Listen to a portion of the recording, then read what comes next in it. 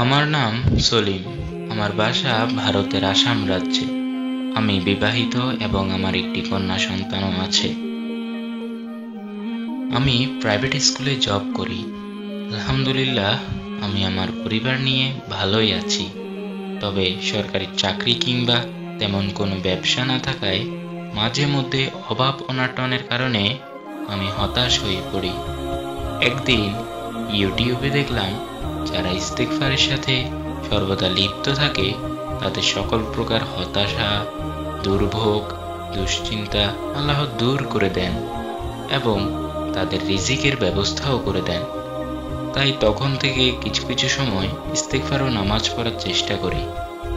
কেন জানি না, কিছুদিনের মধ্যেই আমার মানসিক অবস্থা ভালো হতে শুরু করে।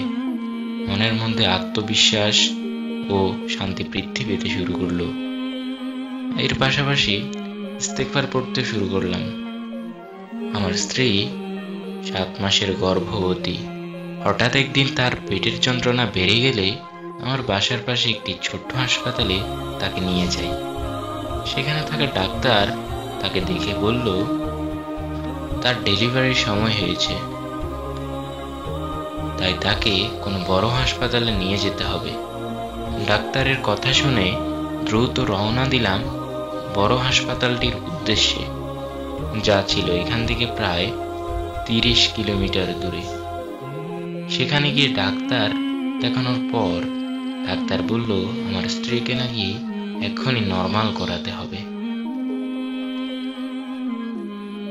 কথাটি শোনার পর অবাক হওয়ার পাশাপাশি বেশ ভয়ও পেলাম। কেননা আমাদের আগের কন্যা সন্তানটি জন্মের সময় সিজার করা হয়েছে।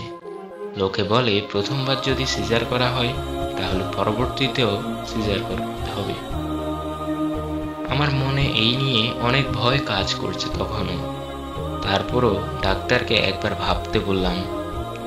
তিনি আমাদের কারো কথা না শুনে পরিষ্কার জানিয়ে দিল যে নরমালি করাবে। অনেক কষ্টে ডাক্তারের সঙ্গে আমরা একমত হলাম। তারপর আমার স্ত্রীকে তারা নরমাল করার কক্ষে নিয়ে গেল। কি আর করার, মন খারাপ করে বসে রইলাম। কিছুক্ষণ পর ডাক্তার চাপা গলায় বলল, আপনার ছেলে সন্তান হয়েছে, কিন্তু দুঃখের বিষয় তাকে আমরা বাঁচাতে পারিনি। কথাটি শুনে থ হয়ে থাকলাম। এর মাঝে ডাক্তার বলল, আপনার স্ত্রীর কন্ডিশন ততটা ভালো না, আমরা তাকে বাঁচানোর যথাসাধ্য চেষ্টা করব। কক্ষে গিয়ে দেখি আমার স্ত্রী ছটফট করছে। এতটা নির্মম পরিস্থিতি দেখে সেদিন আর চোখের পানি ধরে রাখতে পারিনি। ঘন্টাখানেক পর ডাক্তার এসে বলল, সরি, আমরা অনেক চেষ্টা করেছি, যদি তাকে বাঁচাতে চান তাহলে দ্রুত একটি চিকিৎসা মহাবিদ্যালয়ে নিয়ে যান। আমরা তৎক্ষণাৎ রাতেই তাকে নিয়ে মেডিকেল কলেজটিতে যাই। টানা 18 দিন চিকিৎসা নেওয়ার পর আমাদের রিলিজ দেওয়া হয়। উন্নত চিকিৎসার কারণে কিছুটা সুস্থ হয় আমার স্ত্রী। কি ভাবছেন, সবকিছু ঠিক হয়ে গেছে? মূল কাহিনী তো এখন শুরু হলো। কারণ ডাক্তার বলছে আমার স্ত্রী আর কখনো মা হতে পারবে না, কারণ তাকে বাঁচানোর স্বার্থে তার জরায়ু কেটে ফেলা হয়েছে। আমি অনেক টেনশনে পড়ে গেলাম। আমার একমাত্র কন্যা সন্তান নিয়ে জীবন পার করতে হবে, আর কখনো পুত্র সন্তানের বাবা হতে পারবো না। শুধু বললাম, ও আল্লাহ, আমাকে কোন পরীক্ষায় ফেললা। তারপর থেকে বাসায় এসে মন প্রাণ দিয়ে ইস্তেগফার পড়া শুরু করলাম।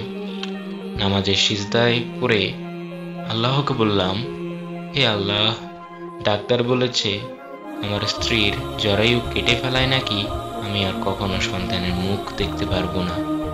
ডাক্তারের কথা আমি বিশ্বাস করি না। হে আল্লাহ, তুমি আমাকে যেভাবে হোক আরো একটা সন্তানের ব্যবস্থা করে দাও। যে ডাক্তার বলেছে জরায়ু কেটে ফেলা হয়েছে তোমার গায়েবী শক্তি প্রয়োগের ফলে, সে ডাক্তার যেন আবার বলে ওঠে আমার স্ত্রীর জরায়ু কাটা হয়নি, আপনি সন্তানের বাবা হতে পারবেন। হে আল্লাহ, যে ডাক্তার আমার মেডিকেল রিপোর্ট বানিয়েছে সে ডাক্তারকে তো তুমি নিজের হাতে সৃষ্টি করেছো, তাহলে সেই মেডিকেল রিপোর্ট মিথ্যা প্রমাণ করতে তো তোমার কোনো সময়েরই প্রয়োজন হবে না। সারাদিন ইস্তিগফার ও নামাজের সিজদায় অনেকক্ষণ ধরে চাইতে থাকলাম। আবার মনে মনে ভাবতে থাকি, আমি যে পাগলামিটা করেছি এটা কি আদৌ সম্ভব? যে আল্লাহ সমস্ত কিছু নিজ হাতে সৃষ্টি করেছে, আমার চাওয়ারটা তো তার কাছে ততটাই নগণ্য একটি বিষয়। তাই আল্লাহর প্রতি অগাধ বিশ্বাস ও মনোবল নিয়ে ইস্তিগফার পড়তেই থাকলাম। আমি কল্পনাও করতে পারিনি যে আল্লাহ তাআলা আমার এই চাওয়াটি কিছুদিনের মধ্যেই পূরণ করতে যাচ্ছে। হঠাৎ একদিন আমার স্ত্রী আমাকে বলে তার নাকি মাসিক হয়েছে। আমি কথাটি শুনে চমকে উঠলাম, কেননা জরায়ু কেটে ফেলার পর মাসিক হওয়াটা এক কথায় অসম্ভব কথা। তাই আমি সেই ডাক্তারটিকে কল দেই। ডাক্তার আমাকে অবাক করে দিয়ে বলে, মাসিক হওয়াটা তো স্বাভাবিক ব্যাপার, কেননা আপনার স্ত্রীর জরায়ু কাটা হয়নি। তবে আপনাদের 3 বছর গ্যাপ দিয়ে বাচ্চা নিতে হবে।